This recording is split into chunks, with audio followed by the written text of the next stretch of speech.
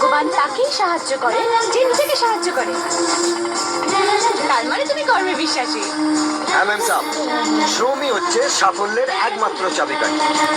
জানেন ম্যাম সাহেব, জাপানিরা মারা যেত যদি তাদের কাছে কাজ না থাকতো। ব্রিটিশদের কাছ থেকে সম্মান কেড়ে নিন, ব্রিটিশরা মারা যাবে। আর বাঙালির কাছ থেকে কথা কেড়ে নিন তো বাঙালিরা মারা যাবে। তুমি তো দারুণ ভালো কথা বলো। স্বাভাবিক ম্যাম সাহেব, আমি নিজে একজন খাঁটি বাঙালি। ওই এ খেয়াল क्या বিনা পয়সায় খুব কম